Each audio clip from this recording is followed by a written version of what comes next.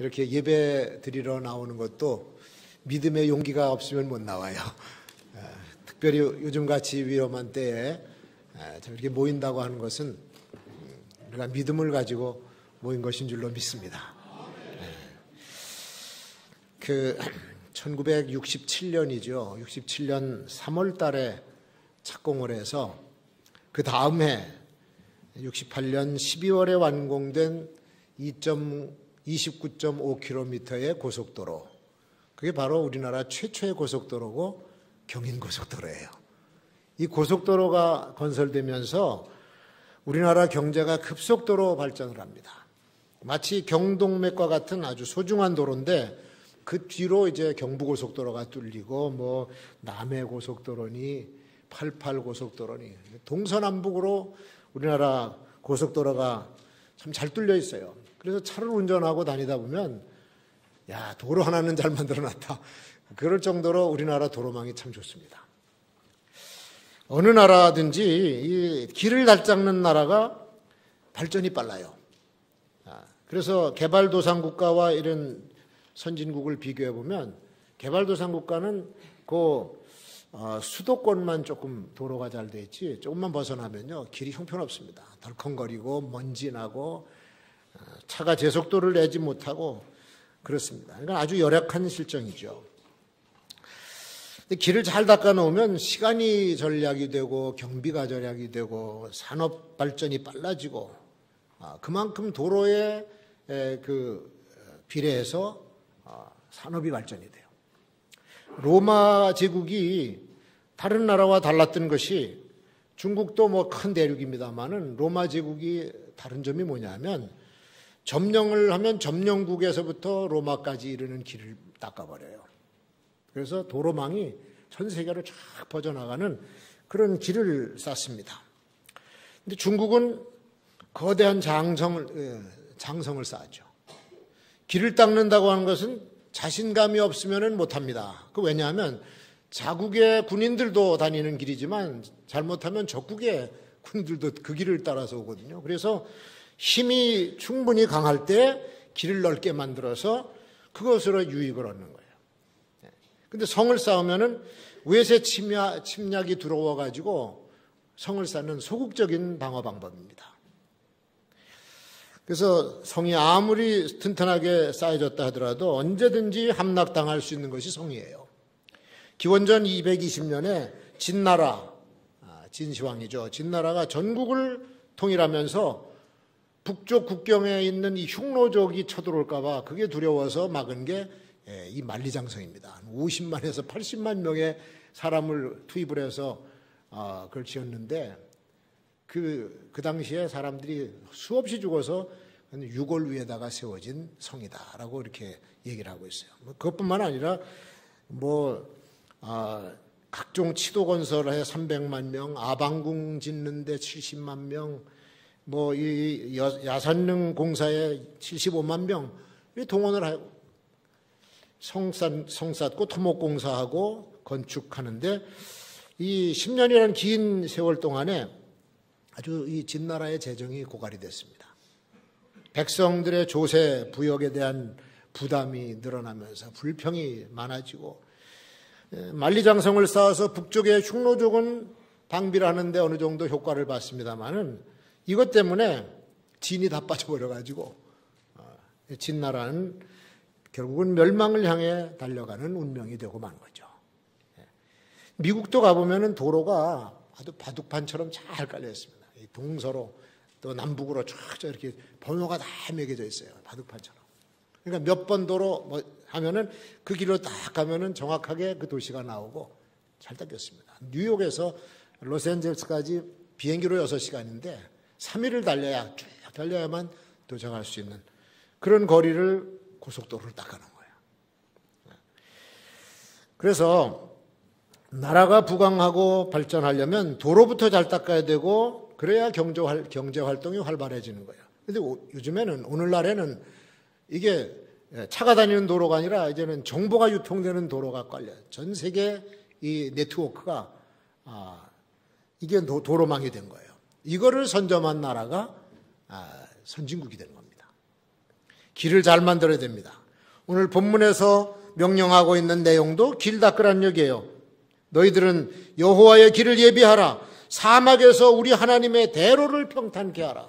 길 닦으란 얘기입니다. 왕이 오시는 길을 만들어라.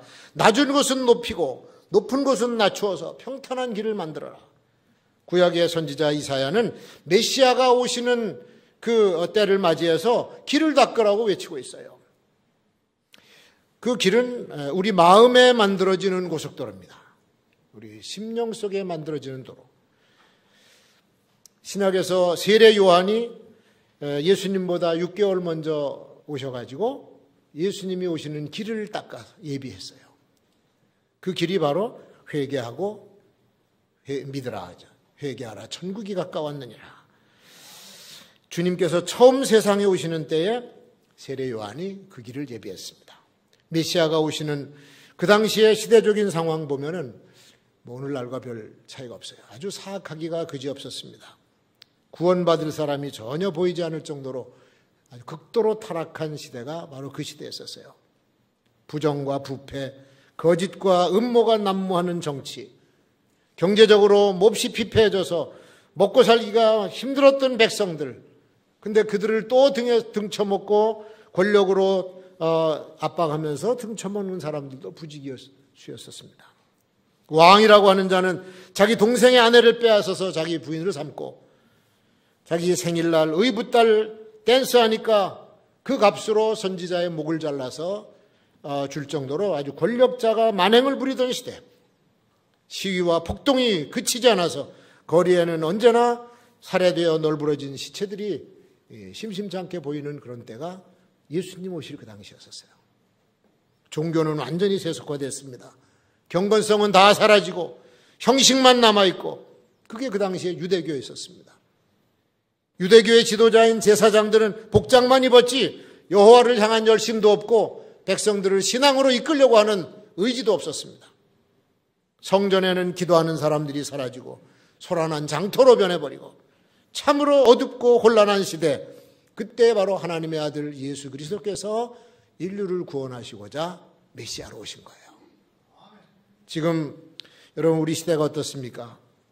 세상에서 벌어지고 있는 이런 현상들을 보면 조금이라도 기도하는 사람들은 이때가 바로 다시 오실 메시아를 기다려야 될 때다라고 하는 것을 알 수가 있습니다. 그래서 길을 예비하라고 하는 선지자의 외치는 소리를 들으셔야 돼요. 자, 길이라고 하는 것은 그 닦을 상황을 잘 봐야 됩니다.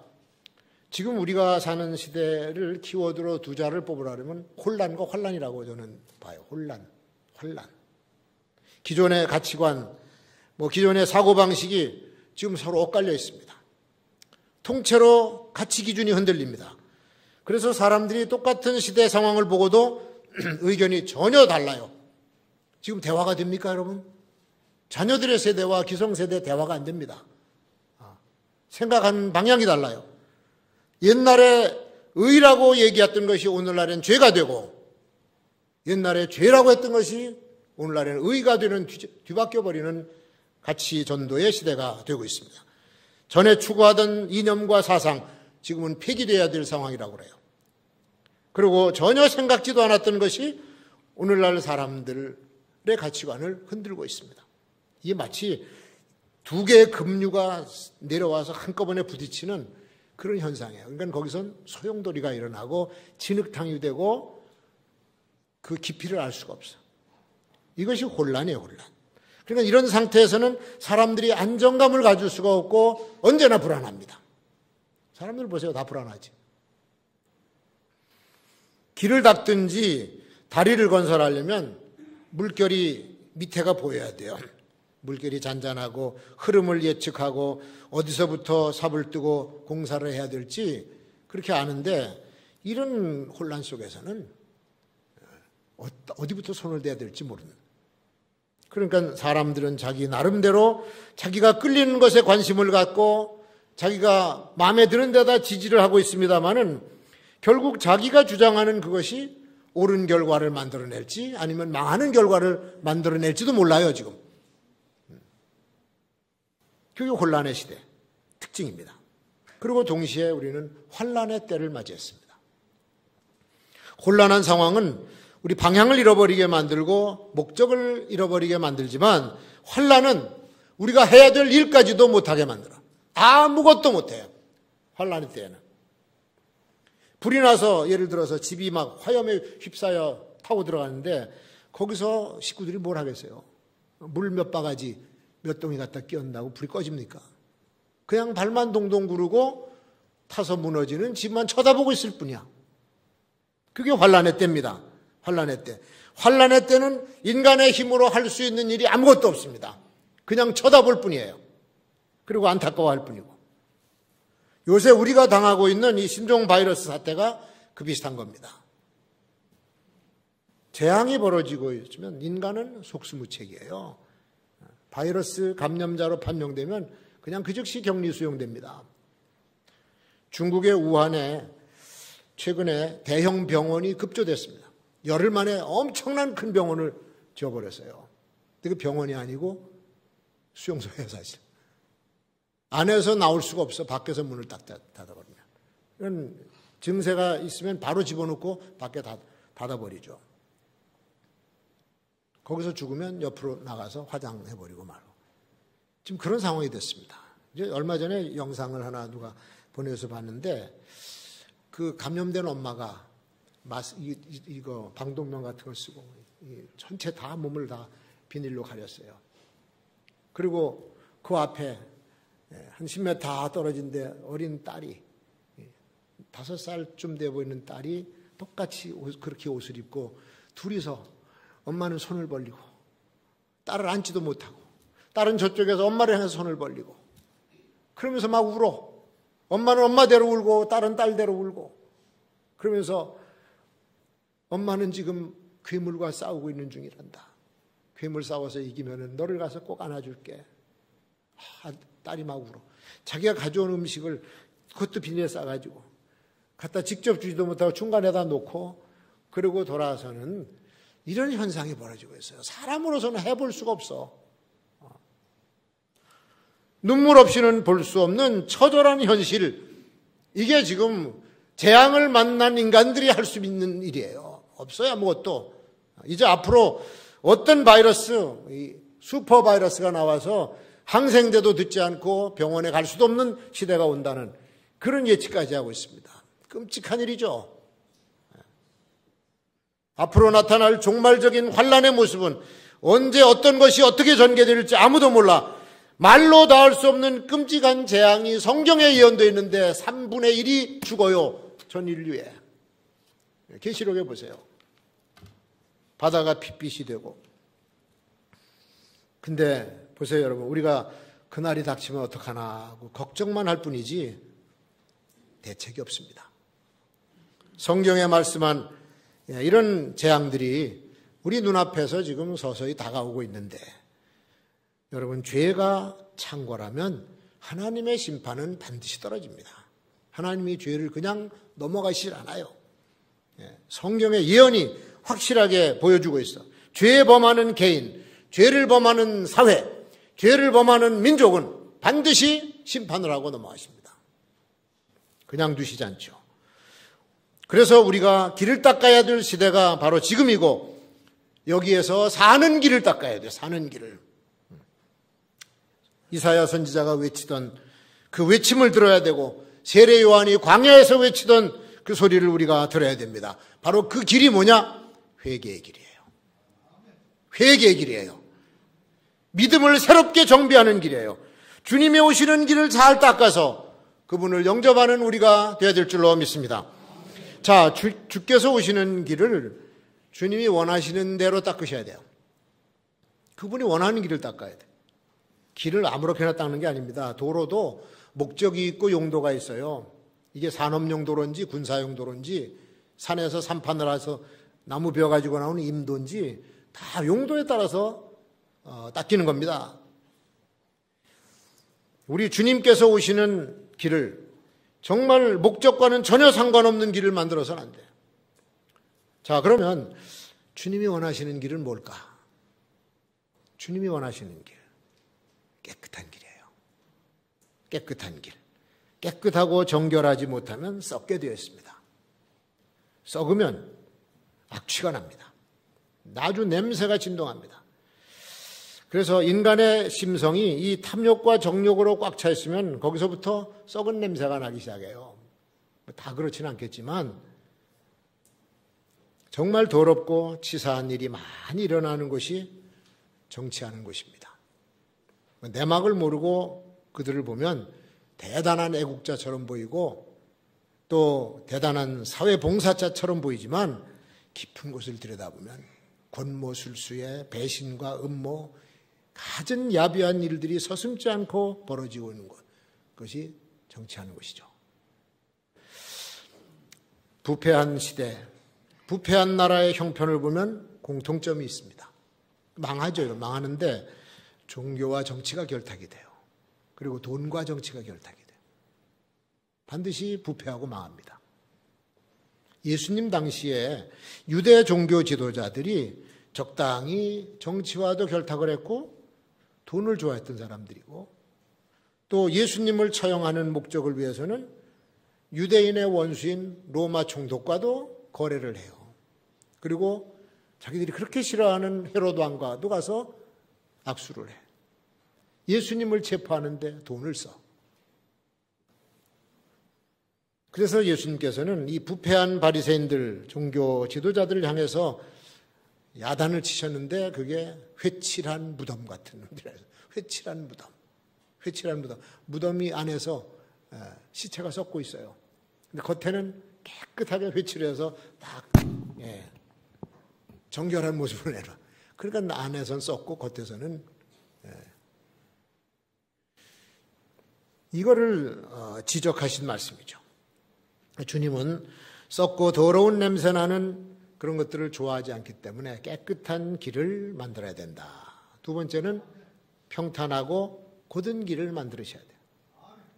세례 요한은 주의 길을 예비하는데 굽은 길 곧게 펴고 높낮이가 있는 길은 평탄하게 만들어라. 하나님과 나 사이에 막혀 있었던 방해가 되는 것들을 제거해야 되고 이웃과의 관계에 있어서도 방해되는 것들을 제거해야 되고 그래서 거기에 미움과 시기와 질투 그리고 다툼, 원수 맺는 것 이런 것들은 주님의 길을 예비하는 데서 장애물들이에요. 이런 것들을 빨리빨리 제거해야 됩니다. 사람이 자기 죽을 날이 얼마 남지 않으면요. 원수 맺었던 사람 가서 사과합니다. 내가 잘못 살아왔던 것 회개하고 뉘우치고 그리고 죽어요. 주님을 맞이하려면 이런 것들을 제거해야 돼. 도로 만드는 공사에서 돌과 바위를 캐내고 그래야 평탄한 길이 되는 겁니다. 산이 막히고 강물이 길을 막으면 터널을 뚫거나 다리를 놓아서 길을 곱게 만들어줍니다. 제가 전에 양구에 발령받아 들어갈 때 양구 들어가는 길이 세상에 난 그런 길을 처음 봤어. 산중턱에다가 길을 냈는데 이게 이제 밑에 소양호를 막았으니까 물이 그전엔 산꼭대기였는데 거기까지 차올랐어요. 그래서 그 길을 따라서 산허리를 따라서 길을 쭉 냈으니까 저기 골짜기까지 들어갔다가 나오려면 시간이 걸려요. 그래서 버스 타고 가다 보면 저기 길이 보여요. 이렇게 바로. 손에 잡힐 듯이 보이는데 그거 빠져나오는데 한 20분 내지 25분이 걸려. 그게 한두 개가 아니에요. 그게 옛날 그 모습이 있었습니다. 근데 지금 춘천에서 양구 가면요. 굴 다 뚫고 다리 다 나가지고 불과 한 15분이면 확 20분 15분이면 그냥 춘천에서 양구까지 딱 도착합니다. 길은 곧게 만들어야 돼요. 주께서 원하시는 길, 곧은 길이고 바른 길인 줄로 믿습니다. 그리고 주님이 원하시는 길은 방향이 제대로 맞았어야 돼요. 방향. 길은 목적지가 있잖아요. 목적지. 로마는 모든 길은 로마로 향한다. 그 당시에 모든 길은 로마로 향해 있었습니다. 우리나라의 모든 길은 어디로 향해요? 서울. 그래서 서울로 올라가는 길을 뭐라 그래? 상행선. 내려가는 길은 하행선. 너는 상행선, 나는 하행선. 그래 나온 거야. 호남으로 가는 길은 호남선, 영동으로 가는 길은 영동선. 우리가 가는 길은 천국행 노선. 우리가 여행하는 것은 철로 역정인 줄로 믿습니다. 성도들의 길은 전부 다 주님의 나라를 향해서 방향을 딱 잡아놓고 닦아야 되는 거예요. 이게 잘못 가다가 옆으로 새버려. 새는 사람들 많더라고. 이렇게 쭉 제대로 가다가 점점 기울어서 세상으로 쑥 빠져버려. 이스라엘 백성들이 가나안을 향해 가도록 출애굽을 시켜줬어요. 그러면 목표를 가나안을 삼고 나가야 되는데 가다가 목표를 잃어버린 거야. 그건 광야에서 40년 동안을 방황하다가 거기서 다 죽었어요. 우리는 주님의 나라를 최종 목적지로 삼고 하루하루 그 길을 이 황소 걸음으로 걸어가는 천국의 순례자들이 되셔야 될 줄로 믿습니다. 요즘에는 내비에다가 목적지를 치고 가면요, 그녀가 다 알아서 해설을 해줘. 빠른 길, 그 다음에 막히는 길 다 지가 알아가지고 아주 친절하게 안내해주는 안내양이 있어서 따라가기만 하면 돼. 근데 천국을 향하는 우리의 길을 그보다 더 친절하게 안내해주는 분이 있어요. 누구신가요? 성령님이시지. 성령님. 근데 내비의 안내양 소리는 잘 들으면서 성령님의 소리는 전혀 못 들어. 그래갖고 삼천포로 빠져버려. 여러분, 이 성령님의 소리를 못 들으면요, 인생이 고달파요. 계속 길에서 방황하고, 나중에는 길도 못 찾고, 길바닥에 퍼지고 맙니다. 그래서 주님의 말씀을 잘 들으셔야 돼요. 요새처럼 혼란스럽고 길이 안 보이는 이런 암울한 시대에, 캄캄한 시대에는 성령님의 인도하심을 받으셔야 되는 거예요. 그 어떻게 성령님의 인도하심을 받습니까? 기도 안 하면 받을 수가 없는 거예요, 기도. 그래서 기도하라는 겁니다. 우리 금요일 날 기도할 때 많이들 나오세요. 주님의 음성을 듣게 되고 하나님의 인도함을 받게 될 줄로 믿습니다. 자, 마지막으로 주님이 오시는 그때, 이제 길을 닦아놨으면 기다려야죠. 그 길로 오시는데, 주님을 기다리는 성도, 그 성도를 가리켜서 우리는 소망의 성도라 그러는 거예요. 소망. 세상에다가 소망 두면 안 됩니다. 세상은 어제와 오늘이 달라요. 어제는 이게 옳다고 하다가 내일은 엉뚱하게 다른 거 들고 나와서 옳다고 그래요. 그때마다 다른 거야.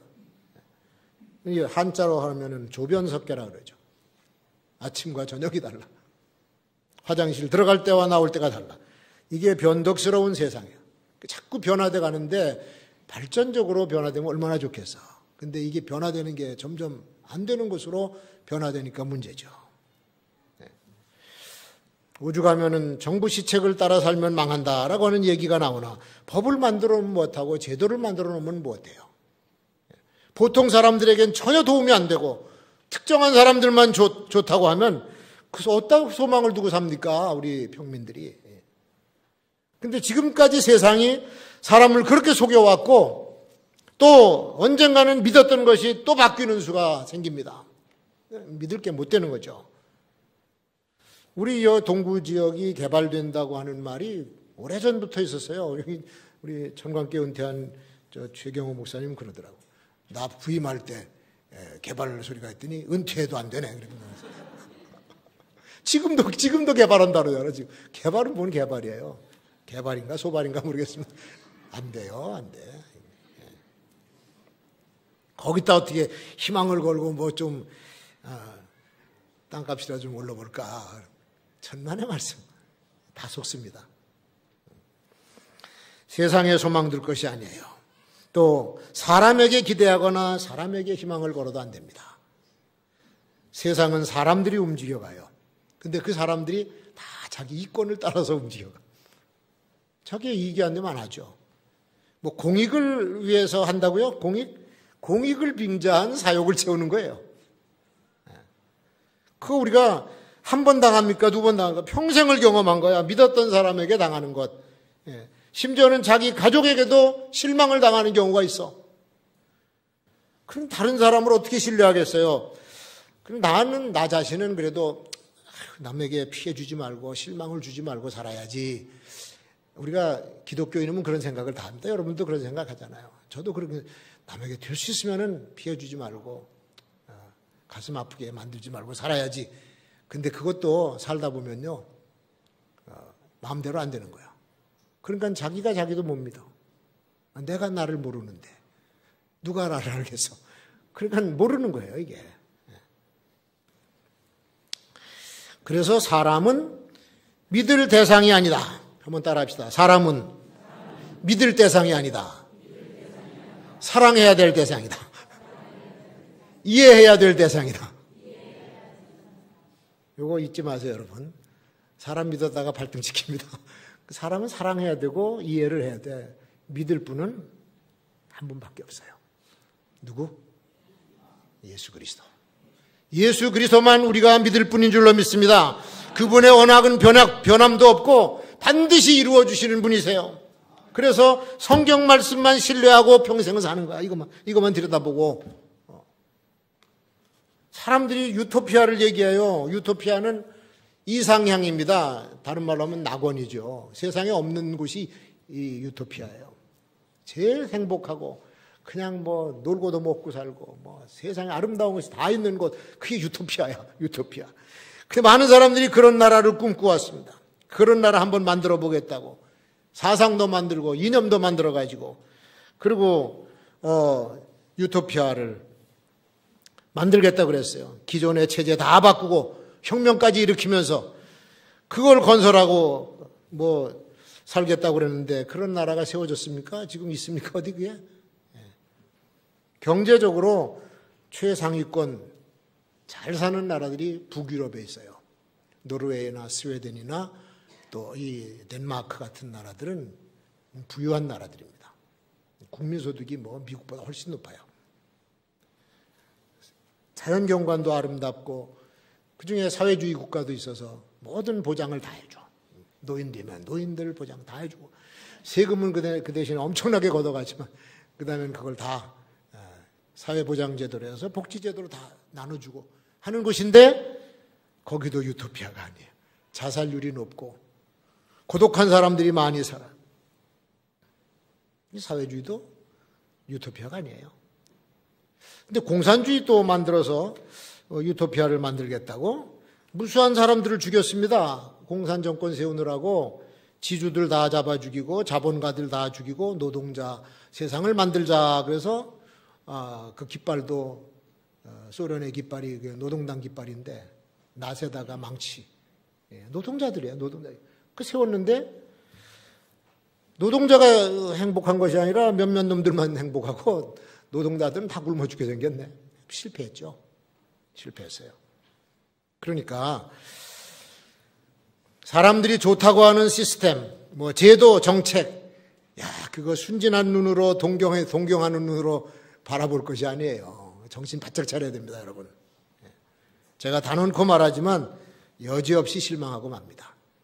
이 세상의 낙원은 그렇게 세워지는 것이 아니라고 성경이 말씀하고 있어요. 사람이 세우는 게 아니에요. 근데 사람이 세우려고 그러지 지금. 그래서 우리 소망을 오직 예수 그리스도에게만 둬야 될 줄로 믿습니다. 예수님은 반드시 오세요. 약속하셨기 때문에 오세요. 반드시 오십니다. 어김없이. 그가 다시 오시는 그때가 멀지 않았다고 하는 것을 많은 사람들이 예감하고 있습니다. 세상의 악인들을 심판하고 주님의 백성들을 구하려고 그렇게 오시는 주님을 맞이할 준비하는 것이 바로 길을 닦는 거야. 길을. 조금 전에 말씀드린 그 분이 오실 길을 예비해야 된다는 겁니다. 이게 이 시대에 우리가 해야 될 일이고 주님을 맞을 준비를 집중적으로 성실하게 오늘도 하는 성도들이 되셔서 재림하시는 주님 맞을 때 여러분 칭찬과 상급이 있는 성도들이 되시기를 주의 이름으로 축원합니다. 기도하겠습니다.